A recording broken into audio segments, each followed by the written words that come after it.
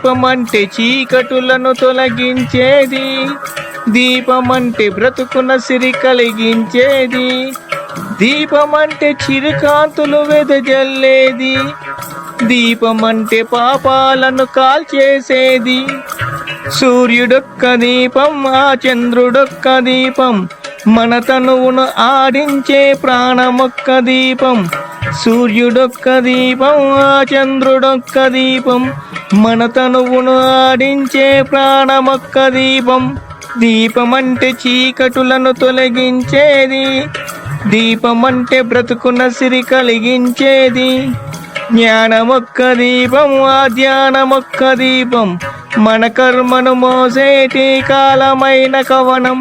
జ్ఞానమొక్క దీపం, ఆ ధ్యానమొక్క దీపం, మన కర్మను మోసేటి కాలమైన కవనం.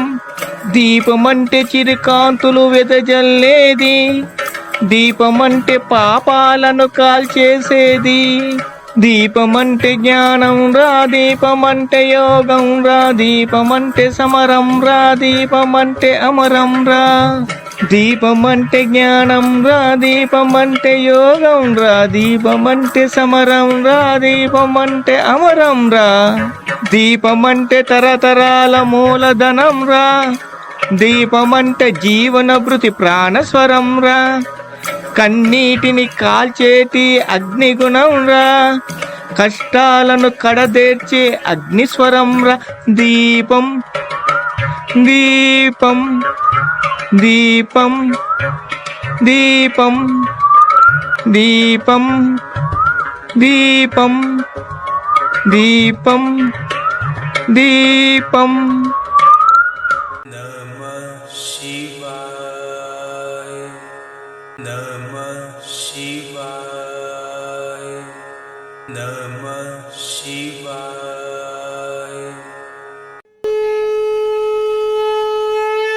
మూర్ఖత్వం కాదు, మూఢత్వం కాదు, ముక్కంటి తత్వం మాది. మేము హిందువులం.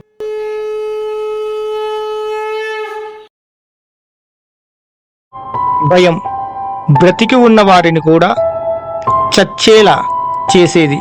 భయం అనేక అపజయాలకు కారణం. భయం ప్రతి చిన్న విషయంలోనూ మనస్సును ఆందోళనకు గురి చేసేది. భయం భయం మనశ్శాంతిని తినేస్తుంది. భయం నరకానికి దారి చూపిస్తుంది. అనేక విపత్తులకు కారణం భయం. అలాంటి భయాన్ని జయించే మార్గం ఉందా అంటే ఖచ్చితంగా ఉందనే చెప్పాలి. ఆ మార్గమే ధైర్యలక్ష్మీమాత. జీవితాన్ని గెలిచే మార్గాన్ని చూపే ధైర్యలక్ష్మీమాత పూజ ఎలా చెయ్యాలో ఈ వారం తెలుసుకుందాం. ధైర్యలక్ష్మీమాత పూజ ఎలా చెయ్యాలో తెలుసుకునే ముందు ధైర్యలక్ష్మీమాతను ప్రార్థన చేసుకుందాం.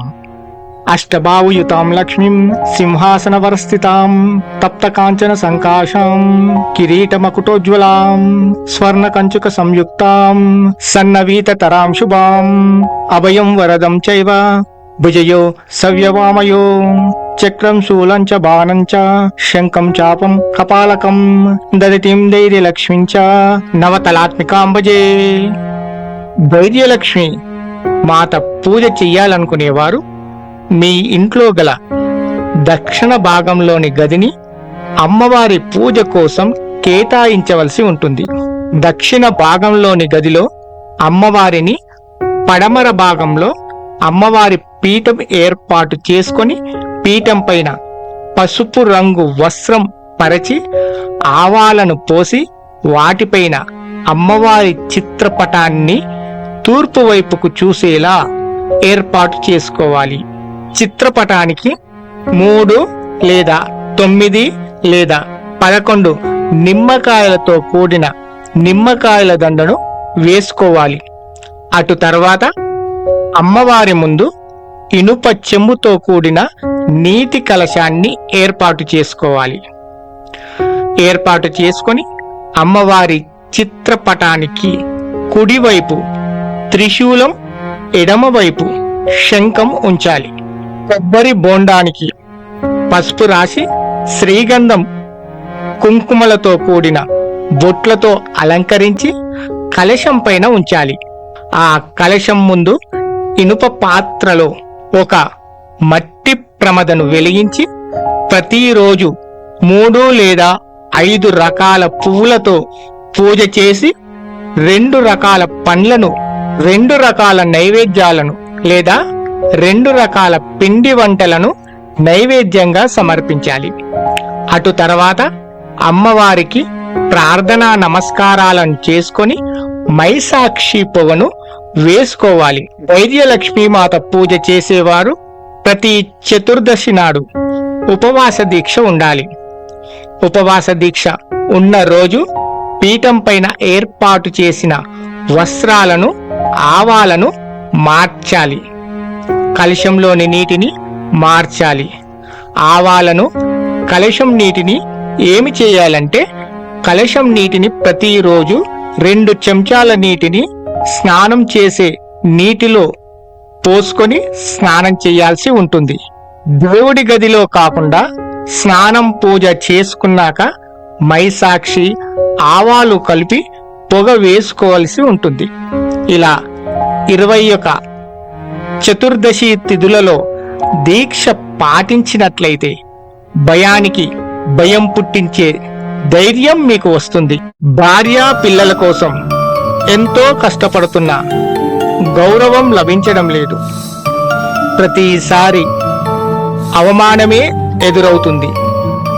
అత్తగారింటికి వెళ్తే తప్పు చేసిన వాడిలా చూస్తున్నారు.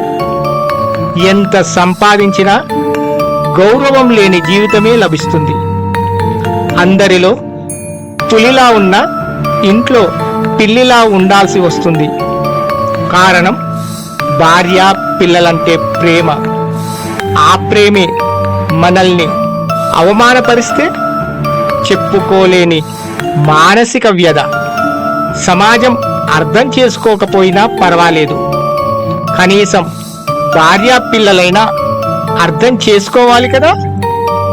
ఇలాంటి అనేక కుటుంబ సమస్యలకు పరిష్కార మార్గమే గజలక్ష్మీదేవి పూజ.